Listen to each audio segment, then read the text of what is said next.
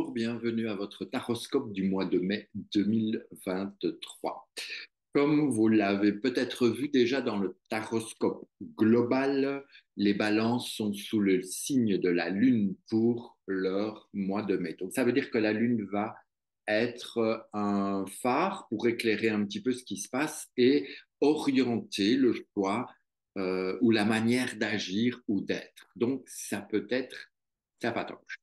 Mais balance, c'est aussi l'arcane majeur qui gère la balance. Donc, le signe balance, vous êtes du jugement. Donc, ça veut dire que ce jugement, lui, il vous invite à vous dévoiler, à dire les choses, à aller assez vite, aller dans, pas la démesure, mais recevoir aussi ce qui vous est destiné et non pas vous y fermer. C'est pouvoir communiquer facilement, aller dans l'interprétation de ce qui se passe.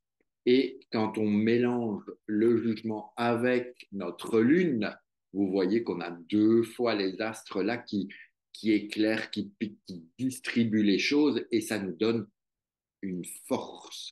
Donc, ça veut dire, balance, que en ce mois de mai, vous allez être vraiment aidé par la force qui va vous permettre de bien vous structurer, enfin pas forcément vous structurer, mais vous maintenir dans le sol, de vous ancrer, de vous permettre de gérer un petit peu toute cette force intérieure et éviter de sombrer dans la violence.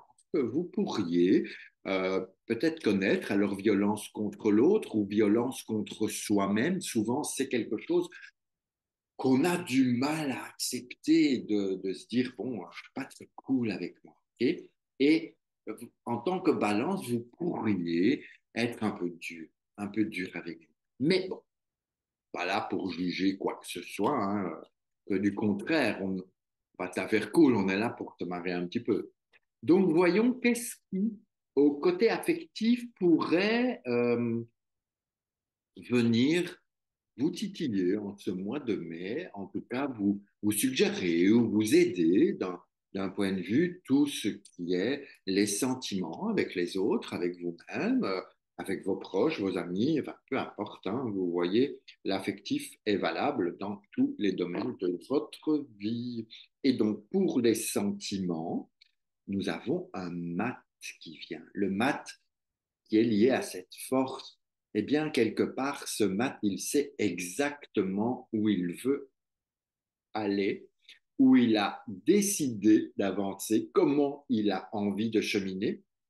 Et ce mat, eh bien, il y va évidemment avec la force. Vous vous souvenez, cette force intérieure, cette force extérieure remplit ce mat et d'un point de vue de l'affect, de tout ce qui est affectif, tout ce qui est sentiment. Un mat, c'est peut-être plus un solitaire. Donc, pas certain que vous ayez envie de partager ou que vous ayez envie d'être tous, non. Mais vous risquez bien d'être présent et d'amener un peu de légèreté dans cet affect. Ok, peut-être que l'affectif vous pèse un peu et donc le mat vous permettrait de vivre les choses un peu plus légères. Pourquoi pas? Ok. Chacun a vraiment besoin de vivre les choses comme il le ressent, comme il l'entend et comme il en a envie surtout. D'accord? Donc c'est super. D'un point de vue matériel, la balance, c'est quelque chose qui est quand même important pour vous. Hein. Le matériel, ça vous permet de garder cet équilibre dont vous avez besoin. Eh bien, nous avons un diable. Alors, un diable avec une force, ça nous ramène à une justice. 15 et 11, 26, 26, ça fait 8.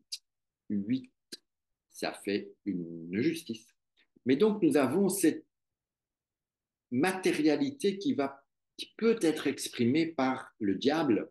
Et le diable, ben, il demande de la thune, il demande des sous, il demande de la matière, de l'énergie. Le diable, il a envie de choses concrètes, de choses réelles. Ne dit-on pas vendre son âme au diable pour avoir plein d'argent, vendre son âme au diable pour avoir une belle maison, pour réussir, toutes ces stars qui réussissent à des niveaux mais certaines disent ils ont vendu leur âme au diable. Eh bien, c'est pas que vous allez vendre votre âme au diable, mais vous pourriez éventuellement être amené à réfléchir à comment je peux améliorer mon côté matériel.